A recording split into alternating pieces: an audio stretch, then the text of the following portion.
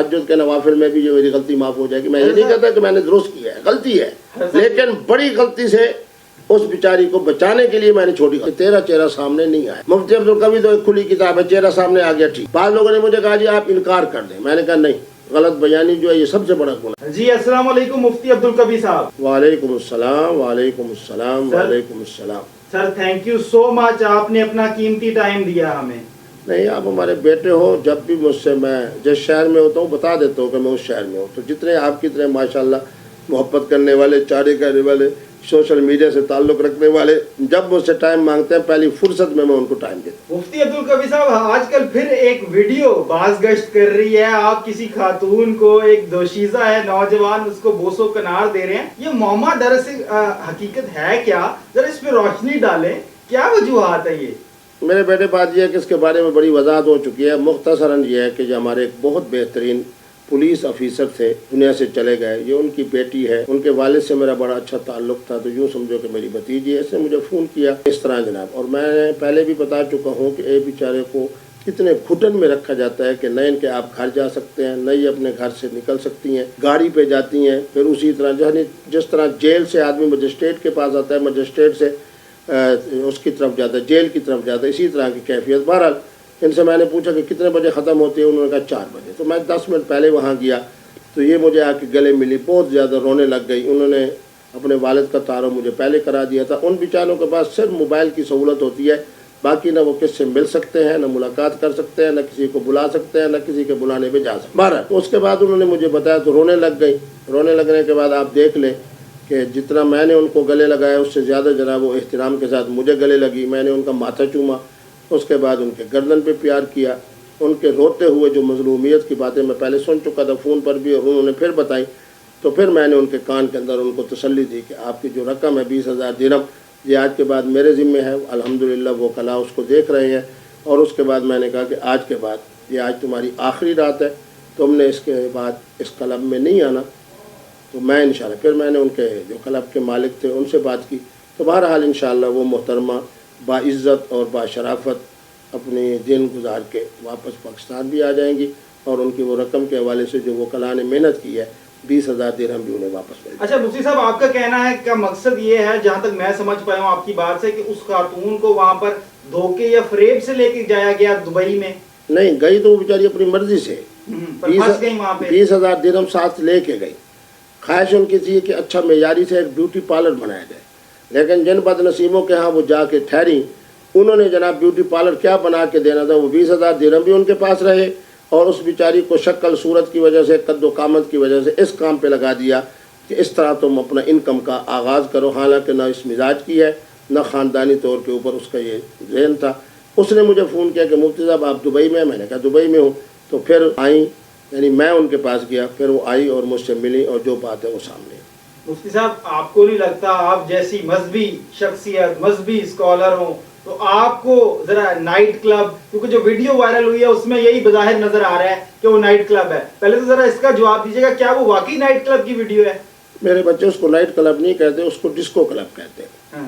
Disco club ہی میں تو انہوں نے برائی کے لیے اس بیچاری کو ڈالا. اب میں حضرت خواجہ مفتی صاحب, آپ خود گئے ان کو مدد کرنے کے لیے, آپ کو نہیں لگتا آپ ڈسکو کلب نہ جاتے, جس کو آپ ڈسکو کلب کہہ رہے ہیں, کہ آپ جیسی شخصیت کو وہاں نہیں جانا چاہیے تھا؟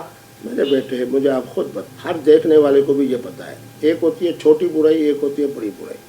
اب میں نسبت کروں حضرت خواجہ غریب نواز اجمیری کی طرف. آپ اجمیر شریف میں ہیں, بتایا گیا کہ یہاں ایک محترمہ ہے, اس طرح جناب اپنا سلسلہ ہے جس کی وجہ سے جناب وہ بد اخلاقی اور بد کردار. حضرت نے اپنے خلیفے کو بھیجا, کتنے پیسے ہیں؟ اس نے کہا جی رات کے 2 روپے. آپ نے کہا اس کو 5 روپے دے کے آؤ. آپ وہاں تشریف لے کے گئے, مصلی بچھایا, دعا کی کہ اے اللہ یہ میری بہن ہے. اس کے بعد اسی محترمہ کا حضرت نے اس چبارے سے اٹھا کر اس کا اپنے ایک شاگرد سے نکاح کیا. اس سے اللہ نے بیٹے عطا فرمائے, اور 4 بیٹے تو ایسے پیدا ہوئے جو امام الاولیاء بنے. بنگال کے اندر جب میں گیا, انہوں نے کہا کہ ہم اسی بچے کے ہاتھ پہ اسلام قبول کیا جو فلاں تھی, اور حضرت کی برکت سے فلاں بنی. بات یہ ہے کہ ہر آدمی مفتی ہو, عالم ہو, ایک دین والا ہو, ایمان والا ہو, اس کو پتہ ہوتا ہے کہ اس برائی کے اندر اس کے نتائج کے حوالے سے کیا کیا فوائد ہیں. آپ مجھے بتائیں کہ اگر میں وہاں نہ جاتا اس تعلق کو دیکھتے ہوئے جو اس کا باپ کا میرے ساتھ ہے اور وہ بحیثیت اس تعلق کے میں اس کو بھتیجی اور بیٹی کہہ رہا ہوں، کیا اس کلب سے آج وہ آزاد ہوتی؟ کیا اس کے 20,000 درہم جو حق حلال کے ہیں وہ اسے واپس ملتے؟ مفتی عبدالقوی یہاں کھڑا ہے نیکی کے حوالے سے، آپ یہاں دیکھ رہے ہیں کہ جی جناب گلے لگا ہوا ہے۔ اب میں تصویر کے اندر یہ نہیں ہے کہ میں نے اس کا ماتھے پہ بوسہ دیا، میں کہہ رہا ہوں میں نے ماتھے پہ بوسہ دیا کیونکہ بیٹی سمجھا۔ اس کے بعد اس کے کان میں بات، اس کو تسلی دی، وہ اس کا آخری وہ رات تھی جو بیچاری کلب میں گئی، برائی سے بچنا چاہتی تھی۔ مفتی عبدالقوی کے اس عمل کی وجہ سے وہ برائی سے بچ گئی۔ 20,000 درہم جو اس کے پھنسے ہوئے تھے وہ اس کو واپس مل رہے ہیں۔ میں اس نیکی کی طرف دیکھ رہا ہوں۔ حضرت صاحب یہ جو ویڈیو تھی جب آپ ان سے قریب ہو رہے ہیں، قربت میں ان کی، آپ پیار دے رہے ہیں، اپنے ان کے بڑوں کی جگہ پہ آپ ان کو حوصلہ دے رہے ہیں بقول آپ کے، میں اس کو اپنے والد، کیونکہ یتیم بچی ہے، اس کے والد کی جگہ پہ آ کے اس کا بابا بن کے، اس کا والد بن کے، اس کا چاچا بن کے، چلو اس کا مرشد بن کے، اس کا مصلح بن کے، ایک رفائی کام کے لیے میں وہاں گیا ہوں، اور گیا بھی اس وقت ہوں جب 4 بجے کلب بند ہو رہا ہے تو 10 منٹ میں پہلے وہاں گیا ہوں۔ بہرحال یہ میرا معاملہ اللہ کے ساتھ ہے، تہجد کے نوافل میں بھی یہ میری غلطی معاف ہو جائے گی۔ میں یہ نہیں کہتا کہ میں نے درست کیا ہے، غلطی ہے، لیکن بڑی غلطی سے اس بیچاری کو بچانے کے لیے میں نے چھوٹی غلطی کی ہے۔ حضرت صاحب اس میں اب یہ ہے کہ یہ ویڈیو آپ کی جانب سے لیک کی گئی ہے یا کوئی دشمنان مفتی عبدالقوی وہاں پر گھوم رہے تھے جنہوں نے یہ ویڈیو لیک کی ہے؟ میرے بیٹے قندیل بلوچ کو مفتی عبدالقوی نے قتل نہیں کیا، مفتی عبدالقوی پہلی پیشی میں باعزت بری ہو۔ جو قاتل تھے سب کو پتہ ہے کون۔ اس بچی بیچاری کے ساتھ جو کچھ ظلم ہو رہا تھا اس کے اوپر جس نے تصویر بنائی، الحمدللہ وہ متعلقہ تھانے میں روزانہ پیشن دے رہا ہے۔ الحمدللہ 2 لاکھ درہم کو اس کے خلاف مقدمہ بن چکا۔ جس نے یہ حرامزدگی کی ہے، میں نے تو اس بچی کو کہا کہ میری بیٹی تو اللہ کا شکر ادا کر کہ تیرا چہرہ سامنے نہیں آیا۔ مفتی عبدالقوی تو ایک کھلی کتاب ہے، چہرہ سامنے آ گیا ٹھیک۔ بعض لوگوں نے مجھے کہا جی آپ انکار کر دیں، میں نے کہا نہیں، غلط بیانی جو ہے یہ سب سے بڑا گناہ۔ میں بتا رہا ہوں کہ میں خود ہوں اور کیوں وہاں گیا، نیکی کے کام کے۔ تو مانا یہ ہے کہ اس وقت وہ آدمی تھانے میں روزانہ آ رہا ہے، مجھ سے بھی رابطے میں ہے۔ اس کے بعد جناب اپنا ہماری جو ٹیم ہے لیگل، ماشاءاللہ انہوں نے تو ایسی محنت کی کہ 2.5 سے 3 گھنٹے کے اندر اس کا نام بھی سامنے آ گیا، اس کی تصویر بھی سامنے آ گئی، تصویر بناتی ہوئی تصویر بھی سامنے آ گئی، اس کا فون نمبر بھی آ گیا۔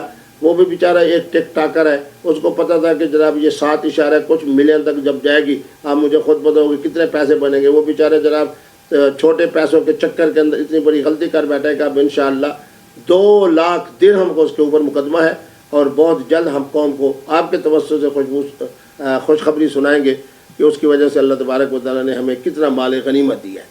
حضرت صاحب بس بات آپ کے انٹرویو کو آپ کا بہت بہت شکریہ کہ آپ نے ٹائم دیا۔ بس آخری سوال ہے حضرت صاحب، آپ کے ساتھ ایک بڑا نام جڑا ہوا ہے حریم شاہ صاحبہ کا۔ وہ انڈیا کے ایک بڑے شو سے ان کو آفر آئی ہے، انہوں نے اپنے ٹویٹر ہینڈل پہ ایک میسج کیا ہے اور اپنے مداحوں سے پوچھا ہے کہ کیا ان کو بگ باس میں جانا چاہیے۔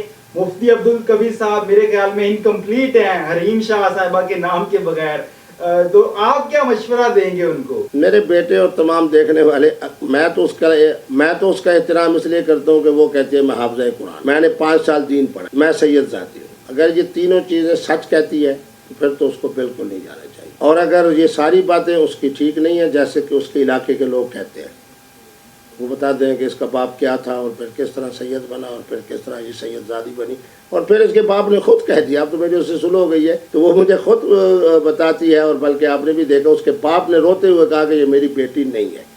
اگر یہ اپنے باپ کی بیٹی نہیں ہے، سید زادی بھی نہیں ہے، حفظ قرآن کی نعمت سے بھی محروم ہے، سید زادی بھی نہیں، پٹھانی بھی نہیں، غیرت بھی نہیں، اندر 5 سال کا دین بھی نہیں، تو ضرور جائے۔ حضرت صاحب بہت بہت شکریہ، آپ نے اپنا قیمتی ٹائم دیا۔ جی بالکل، آپ نے مفتی عبدالقوی صاحب کی بارونق اور پرجوش باتیں سنی جو انہوں نے سارے معاملے کو کلیئرلی بتایا کہ در حقیقت یہ معاملہ تھا کیا۔ اسی کے ساتھ ہی دیکھتے رہیں نیوز اپڈیٹ۔